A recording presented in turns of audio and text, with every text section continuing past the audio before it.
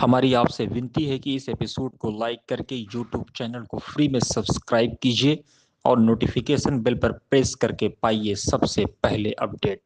वतन समाचार के खास प्रोग्राम वतन के मुद्दे में आज हमारे साथ बातचीत के लिए मौजूद हैं एससी आयोग के पूर्व समन्वयक डॉक्टर ताजुद्दीन अंसारी साहब। डॉक्टर साहब, आपका इस्तकबाल है। डॉक्टर साहब,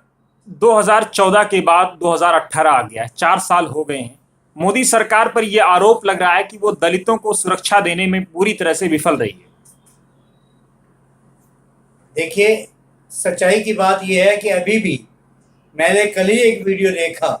गुजरात के अंदर किसी दलित के साथ में इस कदर जुल्म कि उसको बांध करके और पट्टों से किस तरह से उसकी पिटाई की जाती है और पिटाई करने के बाद में आखिरकार उसकी मौत हो जाती है। मेरी समझ में नहीं आ रही कि दलितों के साथ उनको आज इंसान का दर्जा ही नहीं है,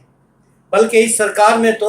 दलितों को जानवरों के दर्जे से भी ज़्यादा खराब जो दर्जा दिया जाए वो रखा गया है। आप ये देखिए कि चाहे वाल्मीकि समाज हो, चाहे दलित समाज के लोग हों, उनको इंसान ही नहीं मानते। तो क्या आपको लगता है कि ये सरकार फिर दलितों को शूद्र बनाने पर आमादा है? ये बिल्कुल दलितों को शुद्ध, मुझे तो ऐसा लग रहा है कि अभी जो एक मुहिम चल रही है देश के अंदर, तमाम क्रिश्चियन माइनॉरिटी के लोग जो खड़े हो रहे हैं, तो कहीं ऐसा ना हो जाए कि दलित समाज के लोग अपने मजहब को बदलने पर आमादा ना हो जाए।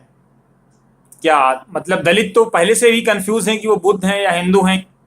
जी बिल्कुल, और यही इसी कंफ्यूजन की वजह से कि उनका टाइटल क्लियर नहीं है, टाइटल क्लियर ना होने की वजह से वो किस मज़हब के नुमाइंदगी करते हैं, इसीलिए उनके साथ जुल्म किया जाता है, उनको मारा पीटा जाता है और यहाँ तक कि उनके हाथ का पानी नहीं पिया जाता। यहाँ तक होता है कि जो नल पे पानी, जो दूसरे लोग, अच्छी बरादरी के लोग, जो ठाकुर समाज के लोग, जो दूसरे समाज के लोग, जो स्वर्ण जाति के लोग जिस नल पे पानी भरते हैं, उस पर आज भी दलितों को पानी नहीं भरने दिया जाता। और दलितों के साथ जितना जुल्म मेरा ख्याल है 70 साल में दूसरी सरकारों के साथ सामने हुआ, ऐसा नहीं है कि पहले नहीं हुआ, लेकिन आज तो 4 साल के अंदर इतना जुल्म हो चुका है कि अब उसकी सीमा ही खत्म हो चुकी है। दलितों को अब क्या करना चाहिए, क्या लाहे अमल तैयार करना चाहिए? दलितों को अपनी बिल्कुल एकता और इत्तेफाक ये करने के बाद में, और हिंदुस्तान में जो एक दलित के वोट की कीमत है वही मुकेश अंबानी के वोट की कीमत है। बाबा साहब भीमराव अम्बेडकर ने जो संविधान बनाया, सारे दलितों को उस संविधान के तहत इकट्ठा हो जाना चाहिए और इकट्ठा होने के बाद अपने वोट की ताकत को पहचानें और अपने नुमाइंदे लोकसभा में और विधानसभा में भेजें। और जो लोकसभा और विधानसभा और विधान परिषद में और राज्यसभा में जो दलित समुदाय के लोग हैं, जो भी हैं, वो अपने समाज के लिए बिल्कुल खड़े हो जाएं और तमाम इंसानों को, मैं समझता हूँ कि उनके साथ जो जुल्म है, उनके साथ जो जाति हो रही है, उनके बच्चों के साथ जो जाति हो रही है, बल्कि एक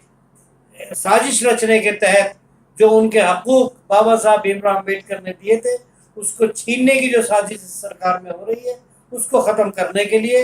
जो दलित इतने सारे दलित एमपीज हैं, एमएलए हैं, मंत्रीज हैं, विधायक हैं, विधान परिषद में रहते हैं, तो क्या लगता है कि पूरी लीडरशिप दलितों की कोलैप्स कर चुकी है? बिल्कुल, मुझे तो ऐसा लग रहा है कि पूरी जो लीडरशिप है वो कोलैप्स कर चुकी। कितने आईएएस हैं, कितने आईपीएस हैं, कितने मिनिस्टर्स हैं, कितने एमएलए और एमपी हैं, मेरी समझ में नहीं आती कि जिस वक्त सिखों के साथ में एक जातीय जुल्म हुआ था,